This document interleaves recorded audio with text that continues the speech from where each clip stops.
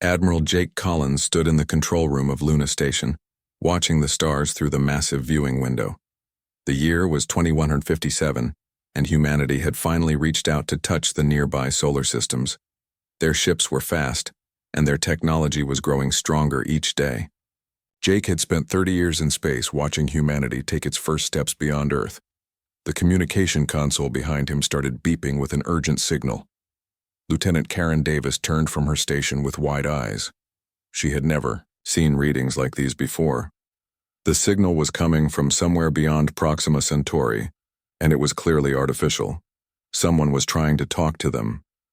Jake walked over to the console and studied the patterns on the screen. The signal was complex and seemed to contain multiple layers of information. It was definitely not from any human source. After months of wondering if they were alone in the galaxy, someone had finally answered. Dr. Lisa Martinez arrived at Luna Station 3 hours later on the fastest transport from Earth. She was the best xenobiologist humanity had, and her expertise would be crucial for first contact. Lisa had spent years studying the possibility of alien life, and now that possibility had become reality. The message took 2 days to decode with the help of Earth's most powerful computers. When they finally understood it, the contents shocked everyone. The message was an invitation from something called the Galactic Council. This council claimed to represent 12 different alien species that had been working together for thousands of years. The message was polite, but carried an undertone that made Jake uncomfortable.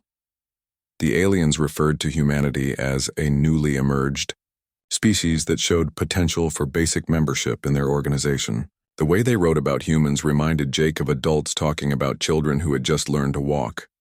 Chancellor Vexthal of the Zephyrian species had signed the message. He explained that the council had been watching humanity's development for several decades.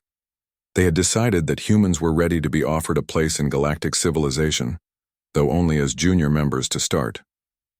The invitation included coordinates for a meeting at a council station orbiting Proxima Centauri. Jake would be allowed to bring a small team to discuss the terms of humanity's potential membership. The message made it clear that this was a rare honor that most species waited centuries to receive. Jake selected his team carefully. Dr. Martinez would handle the scientific aspects of first contact.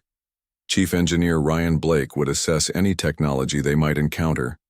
Diplomat Angela Foster would help navigate the political aspects of the meeting. Commander Amy Rodriguez would provide security and military perspective. The journey to Proxima Centauri took 3 weeks using humanity's fastest ship. As they approached the coordinates, Jake saw something that took his breath away. The council station was enormous, easily 50 times larger than Luna Station. It was clearly built by multiple species using different architectural styles that somehow worked together. Docking procedures were handled by automated systems that guided their ship to a berth designed for smaller vessels. Jake noticed that their ship looked tiny compared to the massive alien vessels parked nearby. Some of the ships had designs unlike anything he had ever imagined. The docking bay they entered was filled with breathable atmosphere and had gravity, similar to Earth. Jake realized the aliens had studied human biology carefully to make them comfortable. This attention to detail impressed him, but also made him wonder how long they had been watching humanity. Chancellor Vexthal met them personally at the airlock. He was tall and thin, with pale blue skin and large dark eyes. His species clearly evolved on a different world with different conditions than Earth. 2 other beings accompanied him representing different council species. The first was a large reptilian creature that Jake learned was from the Sauroch species. Its scaled skin was dark green and its eyes were yellow with vertical pupils.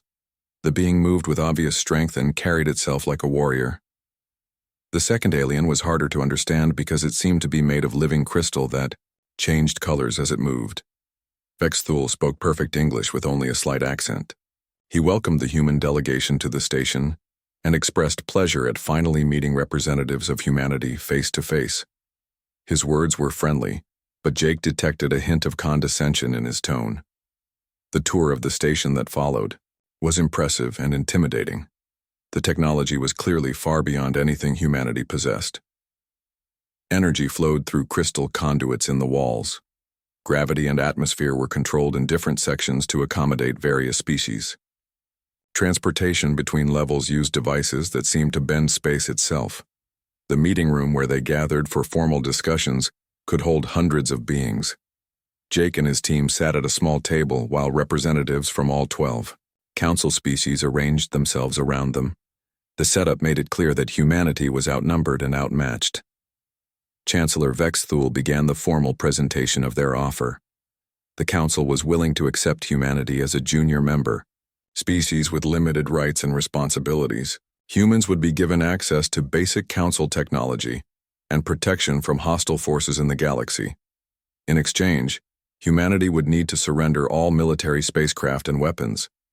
Human expansion beyond the solar system would be supervised by council oversight committees. All human technological development would need council approval before implementation. Earth's government would report to a council administrator who would ensure compliance with galactic law.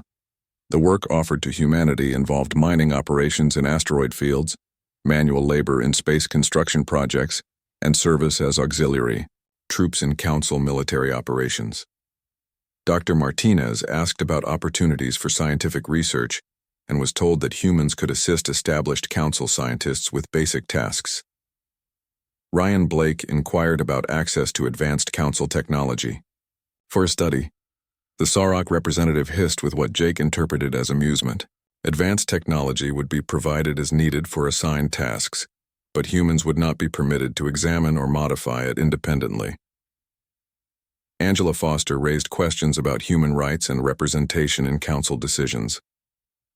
The crystalline, ethereal being responded through a translator that junior member species participated in council governance only through their assigned administrators. Direct representation would be earned after proving worthiness over several generations. Jake listened to the terms with growing unease. The offer sounded less like membership and more like accepting permanent second-class status. When he asked about the possibility of humanity eventually achieving full member status, Vexthul explained that only 3 species in council history had advanced beyond junior membership. The meeting concluded with Vexthul giving humanity 30 days to consider the offer. He made it clear that the council considered this generous timing since most species required much longer to make such an important decision. The chancellor seemed confident that humanity would accept gratefully. As Jake's team prepared to return to Earth, he watched the massive council ships moving through space around the station. They were powerful and impressive, but something about them bothered him. Despite their advanced technology, the ships looked old and unchanged, as if their designs had not evolved in many years. Dr. Martinez had made similar observations about the station's technology during their tour. While clearly advanced beyond human capabilities, much of what they saw appeared to use very old principles and methods. There was little sign of recent innovation or development. The journey back to Earth gave Jake time to think about everything they had experienced. The council's offer provided safety and security, but at the cost of human independence and growth. He wondered if accepting would mean the end of humanity's potential, rather than the beginning of a galactic future. President Helen Carter stood at the head of the long conference table in the United Nations building in New York. Representatives from every major nation on Earth had gathered for the most important meeting in human history. The room buzzed with nervous energy as translators prepared their equipment and security officers checked the sealed doors one final time. Admiral Jake Collins had returned from the council station 3 days earlier with news that changed everything. His report lay open on the table before each delegate, detailing every aspect of the alien offer. The terms were clear, but the implications were staggering. Defense Secretary Peter Morgan sat to Carter's right, studying the faces of the world leaders around the table. Some looked excited about the possibility of joining a galactic civilization. Others appeared worried about the cost of such membership. A few seemed ready to accept immediately, while others wanted to fight. Dr. Lisa Martinez entered the room carrying a thick folder of analysis reports. She had spent every waking hour since returning from space studying what they had learned about council technology and society. Her findings would be crucial to whatever decision humanity made. President Carter called the meeting to order, and asked Collins to present his full report. The Admiral stood and activated the large display screen at the front of the room. Images of the massive council station appeared, followed by pictures of the alien representatives they had met. Collins described Chancellor Vexthul and his condescending attitude toward humanity. He explained how the other council species had treated humans like children who needed guidance and protection. The terms of membership were presented exactly as the aliens had stated them. Brazilian President Lucas Santos was the first to speak, after Collins finished. He argued that humanity was not ready to stand alone in a dangerous galaxy. The Council offered protection and technology that could advance human civilization by centuries. Refusing such an offer seemed foolish and dangerous. Indian Prime Minister Rajesh Patel disagreed strongly. He pointed out that accepting would mean the end of human independence forever. Once they surrendered their military and submitted to Council oversight, there would be no way to change the arrangement later.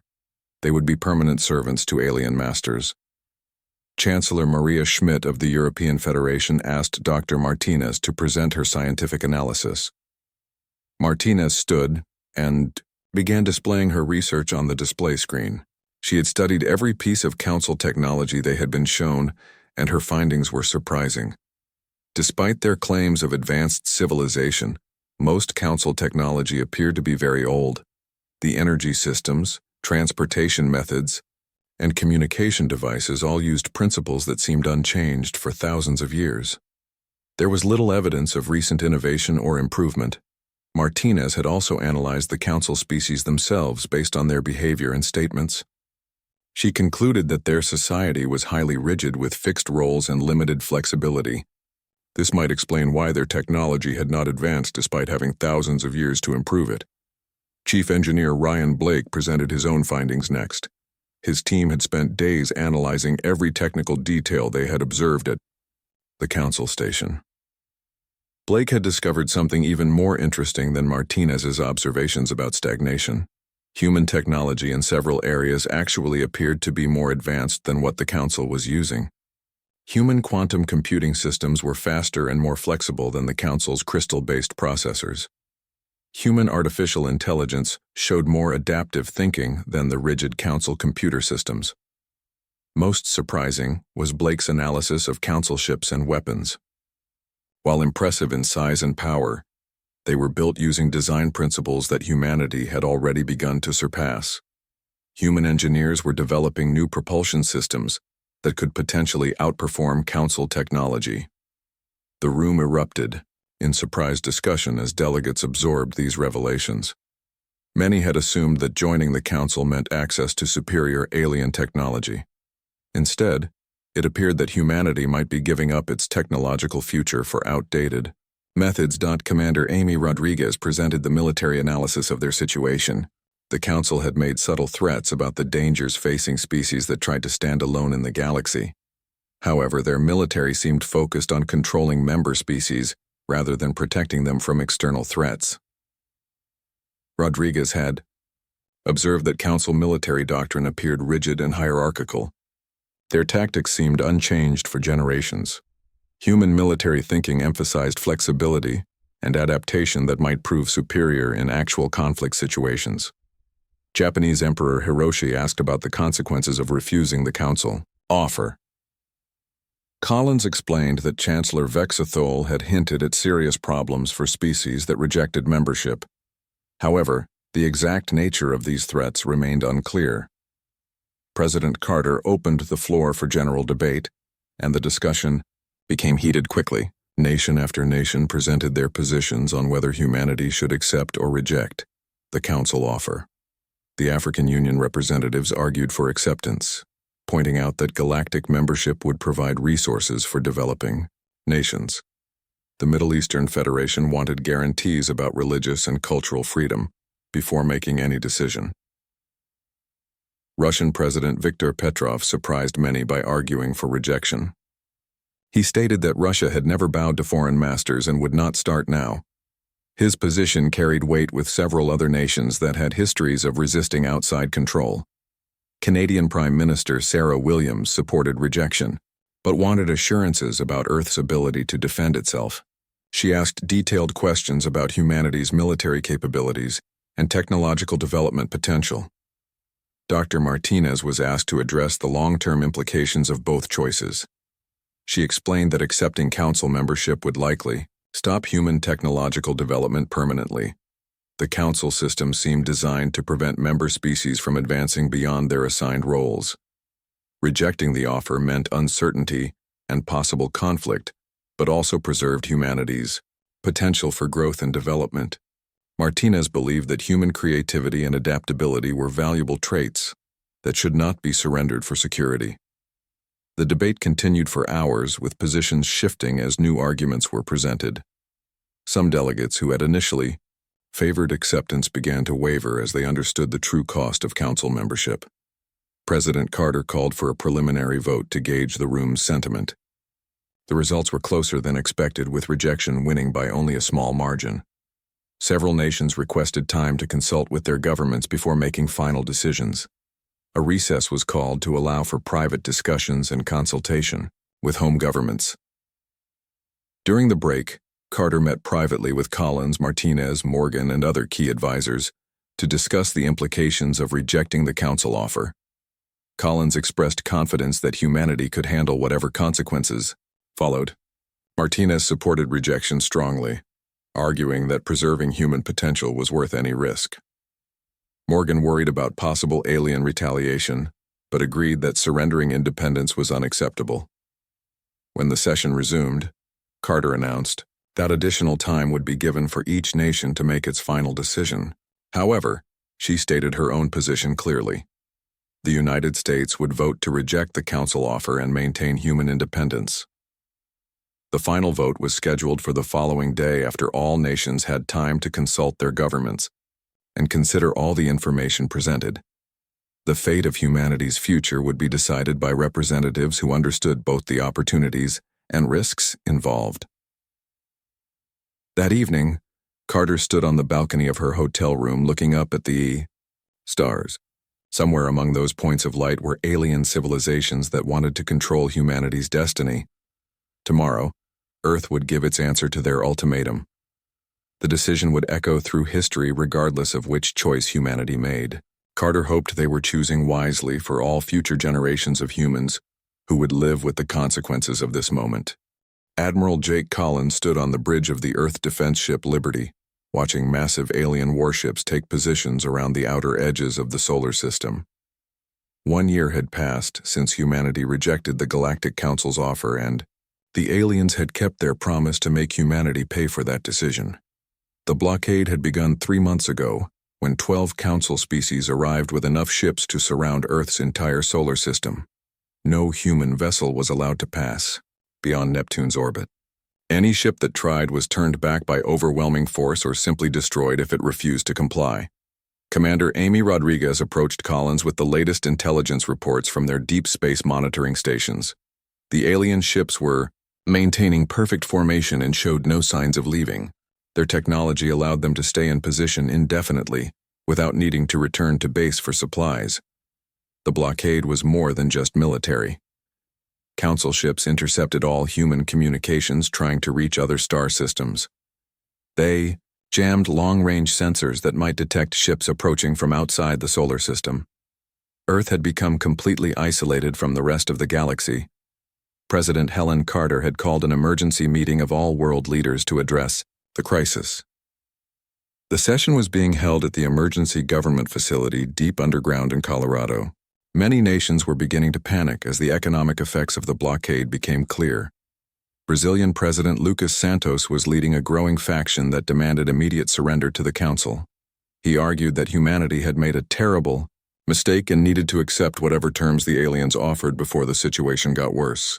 Several other nations were beginning to support his position. Dr. Lisa Martinez had spent months analyzing the blockade and its effects on human society. She presented her findings to the emergency council meeting through a secure video link from her laboratory in Geneva. Her research showed both the problems and the unexpected benefits of isolation. The immediate problems were severe. Earth's growing population needed resources from asteroid mining operations that were now cut off. Several space colonies on Mars and the moons of Jupiter were struggling without regular supply runs from Earth. Some settlements might not survive another year without help. However, Martinez had also discovered positive changes happening across human civilization. The isolation was forcing rapid innovation as scientists and engineers looked for new solutions to old problems. Human creativity was flourishing under the pressure of necessity. Chief Engineer Ryan Blake had made remarkable progress developing new technologies during the blockade period. His team had created synthetic alternatives for rare materials that previously came from asteroid mining. They had also designed more efficient systems for recycling and resource management. Most importantly, Blake's engineers had achieved breakthrough advances in space propulsion technology. Without access to alien technology or materials, they had been forced to develop purely human solutions. The results were impressive and completely independent of Council science. The Mars colonies had become a symbol of human adaptability during the crisis. Governor Patricia Hayes had transformed the Red Planet settlements from dependent outposts into thriving independent communities. The colonists had learned to produce everything they needed using local resources. Europa Station under Director Carl Johnson had made similar progress. The scientists and engineers working in the Jupiter system had developed new methods for extracting resources from the ice moon's ocean. They were actually producing surplus materials that could help other human settlements. Admiral Kate Williams commanded the Mars Colonial Defense Force and had been pushing for military action against the blockade. She argued that humanity had developed enough new technology to challenge the alien ships. Her forces were eager to test their innovations against Council vessels. Collins disagreed with Williams about direct military confrontation. The alien ships were still larger and more powerful than anything humanity could build. However, he was impressed by the new technologies that human engineers had developed during the isolation period. The economic situation on Earth was becoming critical despite the technological advances. Without access to space resources, several nations were struggling to maintain their standard of living. Food production was being strained by population growth and limited agricultural land. President Carter faced increasing pressure to negotiate with the Council for some kind of compromise solution. However, early attempts at communication had been ignored by the alien forces. Chancellor Vexthal seemed determined to force complete surrender rather than accept partial submission. Dr. Martinez made an interesting discovery while studying intercepted Council communications. The alien species were becoming frustrated with the cost of maintaining the blockade. Several Council members were questioning whether the resources being used could be better spent elsewhere.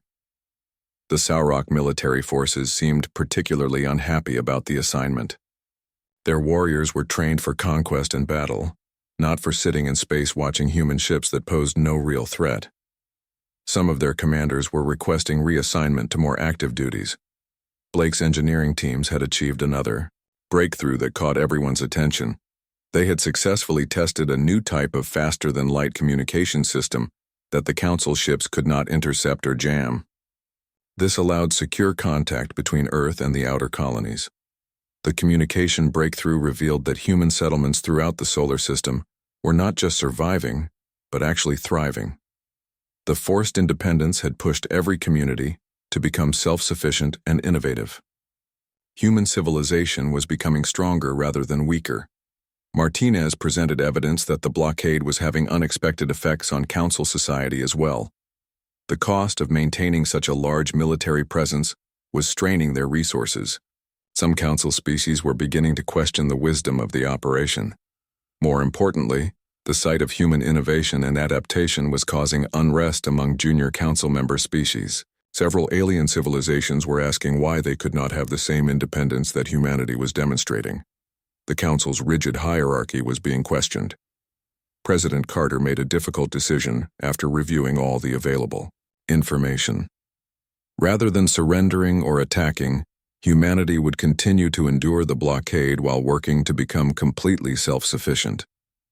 Time might be on their side if the Council grew tired of the expensive operation. The decision was controversial, but had support from most major nations. Earth's scientists and engineers would focus on developing technologies that could eventually break the blockade. The space colonies would work toward complete independence from Earth itself. Collins received orders to begin planning for possible military action, while hoping it would never be necessary. His ships were still outnumbered and outgunned, but human technology was advancing rapidly. The gap between human and Council capabilities was shrinking every month. The blockade continued into its second year, with both sides settling in for a long contest of wills. The Council seemed confident that human civilization would eventually collapse under the pressure. However, daily reports showed human communities becoming more innovative and self-reliant. Martinez observed that humanity was undergoing rapid evolution under the stress of isolation. The species that had once depended on Earth was becoming a truly spacefaring civilization, capable of thriving anywhere. The Council's punishment was accidentally creating exactly what they had feared most. As Collins watched the alien ships maintaining their positions around the solar system, he wondered if the Council understood what they had accomplished. They had intended to break human spirit, but instead had forged it into something stronger than ever before. Captain Sean Murphy stood on the bridge of the HSS Freedom as it completed its first test flight beyond Neptune's orbit. The ship was humanity's greatest achievement, built in secret at the hidden shipyard behind Jupiter's moon Io. Its quantum-fold drives could outrun anything in the Council fleet that had blockaded the solar system for 3 years. The Freedom was different from any ship humanity had built before. Its hull incorporated new materials that Ryan Blake's team had developed during the isolation. The propulsion system used principles that no Council species had ever discovered. Most importantly, the ship's artificial intelligence could think and adapt in ways that surprised even its creators. Dr. Lisa Martinez monitored the test flight from the command center on Europa Station. Her research during the blockade years had led to discoveries that changed everything humanity thought they knew about the galaxy. Hidden in Earth's deepest ocean trenches, her team had found ruins of an ancient civilization that told a terrifying story. The ruins contained records of previous galactic civilizations that had risen and fallen over millions of years. Each time, intelligent species had formed councils and federations. They eventually grew stagnant and stopped evolving. When that happened, something called the Devourers would emerge from the galactic rim to cleanse the galaxy of stagnant life. Martinez had shared her findings with President Helen Carter and the other world leaders. The implications were staggering. The current Galactic Council might be approaching the same fate that had befallen earlier civilizations. Their rigid hierarchy and technological stagnation were warning signs of species that had stopped growing. The Devourers were not simply destroyers, but part of a natural galactic cycle. They were energy beings that fed on civilizations that had lost their ability to adapt and innovate. The ancient records suggested that only species still capable of rapid evolution and change could survive their arrival. Captain Murphy's successful test of the Freedom proved that humanity was still evolving rapidly. In just 3 years of isolation, human technology had advanced by decades. The blockade that was meant to contain humanity had instead accelerated their development beyond anything the Council could imagine. Admiral Jake Collins received the first reports of something strange happening beyond Council space through intercepted alien communications. The Outer Rim territories were going dark as entire star systems stopped responding to Council transmissions. Something was moving inward from the edge of the galaxy, consuming everything in its path. Chancellor Vexthul of the Zephyrian species was facing the greatest crisis in Council history. The ancient enemy his people had forgotten in legends was returning. The Devourers had awakened after millennia of dormancy and were systematically destroying Council worlds. The Council's response to the Devourer threat revealed all the weaknesses that Martinez had predicted. Their rigid military hierarchy could not adapt quickly to an enemy that did not follow traditional warfare patterns. Fleet Admiral Zarthok of the Sarok lost 3 entire battle groups in the first major engagement. The Sarok had confidence in their warrior traditions and powerful weapons. However, their conventional tactics were useless against enemies made of pure energy that could not be killed by physical weapons. The reptilian warriors found themselves helpless against foes that absorbed their energy blasts and grew stronger. The ethereals fared no better despite their advanced energy manipulation abilities. Their crystalline forms allowed them to channel enormous power, but the Devourers simply consumed that energy and used it to multiply. Every attack the ethereals made only created more enemies. Other council species faced similar defeats as the Devourers swept through their territories. The rigid battle doctrines that had served the council for thousands of years were completely inadequate against an enemy that adapted to every tactic within minutes. Vexthul faced an impossible choice, as casualty reports poured in from across council space. He could maintain the expensive blockade of humanity's solar system, or recall those ships to help defend council worlds. His pride as Chancellor warred with the practical need for every available warship. The Zephyrian leader had spent 3 years, convinced that humanity would eventually collapse and begged to join the council on any terms. Instead, intercepted intelligence showed human colonies thriving and human technology advancing at an unprecedented rate. The species he had dismissed, as primitive, was flourishing under adversity. Dr. Martinez made another crucial discovery while analyzing the ancient records. The Devourers were not random in their attacks but followed specific patterns. They targeted civilizations that had achieved technological stagnation and social rigidity. Species that remained innovative and adaptable were often ignored or bypassed. This revelation explained why the Devourers were focusing on council space while apparently avoiding other regions of the galaxy. The council's hierarchical structure and unchanging technology made them perfect targets for entities designed to eliminate stagnant civilizations. Captain Murphy conducted a series of reconnaissance missions using the Freedom's superior speed and stealth capabilities. His reports confirmed Martinez's theories about the Devourers. The energy beings were systematically consuming council worlds while leaving primitive or rapidly evolving species untouched. The Freedom's advanced sensors detected something that council ships had missed. The Devourers were not mindless destroyers, but showed clear intelligence in selecting their targets. They performed detailed scans of each civilization before deciding whether to attack or bypass it. President Carter called an emergency session to discuss humanity's response to the galactic crisis. Some advisors argued that the Devourer attacks were not humanity's problem, since the Council had tried to subjugate Earth. Others believed that moral principle required helping even enemies when faced with extinction. Admiral Collins supported, offering assistance despite the years of blockade. He argued that humanity's advanced technology and adaptive thinking might provide the key to stopping the Devourers. The Freedom and other new human ships could potentially succeed where Council forces had failed. Defense Secretary Peter Morgan opposed any involvement in Council affairs. He pointed out that humanity had limited resources and should focus on protecting Earth rather than helping alien species that had shown nothing but hostility. The risk of exposing human settlements to Devourer attacks seemed too great. Martinez presented compelling evidence that humanity might be the galaxy's only hope of stopping the Devourers. The ancient records suggested that only species still capable of rapid innovation and adaptation could develop effective countermeasures against the energy beings.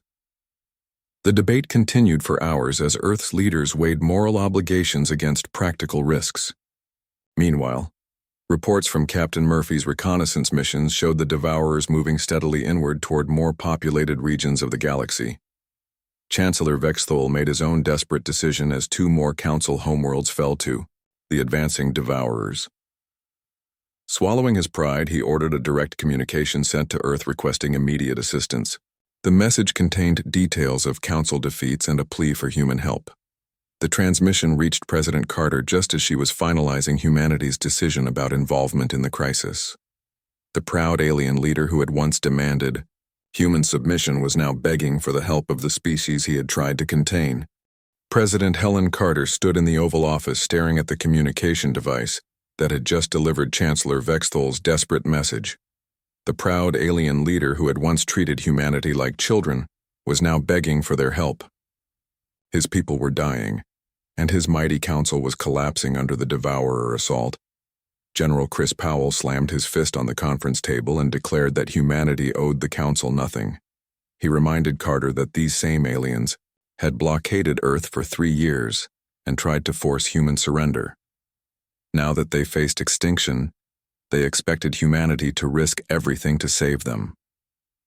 Dr. Lisa Martinez disagreed with Powell's assessment. She argued that the Devourer threat was bigger than past grievances between humans and the Council. If the energy beings succeeded in consuming all advanced civilizations, humanity might be next on their target list, despite current immunity. Admiral Jake Collins supported Martinez's position, but with important conditions. Humanity should offer assistance, but not as the junior partners the Council had once demanded. Any cooperation would need to be between equals, with humans taking leadership roles in developing countermeasures. Captain Sean Murphy had been conducting reconnaissance missions throughout Council space using the HSS Freedom's superior speed and stealth systems. His reports painted a grim picture of worlds consumed and populations fleeing in panic. The Devourers were moving faster than Council forces could retreat. The Freedom had also rescued thousands of Council civilians from doomed worlds. Captain Diane Ross commanded the HSS Liberty on similar missions throughout the affected regions. Human ships were proving far more effective at evacuation operations than the slow Council vessels. Martinez had been analyzing Devourer behavior patterns using data collected from these rescue missions. Her research confirmed that the energy beings were not random destroyers, but intelligent entities with specific purposes. They consumed civilizations that had stopped evolving, while ignoring those still capable of growth. The key to defeating the Devourers lay in understanding their selection criteria.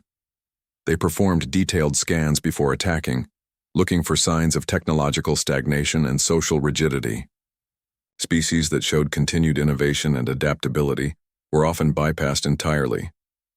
President Carter made her decision after consulting with world leaders and reviewing all available information. Humanity would offer assistance to Council, refugees, and share research about the Devourers. However, any military cooperation would require complete restructuring of the galactic political system. Chancellor Vexthul arrived at Earth aboard a damaged Council transport ship 3 days later. His once pristine appearance showed the strain of recent defeats. The proud Zephyrian leader who had demanded human submission now came as a supplicant seeking salvation. The meeting between Carter and Vexthul took place in the same United Nations, building where humanity had decided to reject Council membership years earlier. The irony was not lost on either leader as they sat across from each other at the negotiating table. Vexthul began with a formal apology for the Council's treatment of humanity. He admitted that their arrogance had blinded them to human potential and innovation. The blockade had been a mistake that prevented the galaxy from accessing humanity's unique capabilities when they were needed most. Carter listened politely, but made it clear that words alone would not repair the damage done.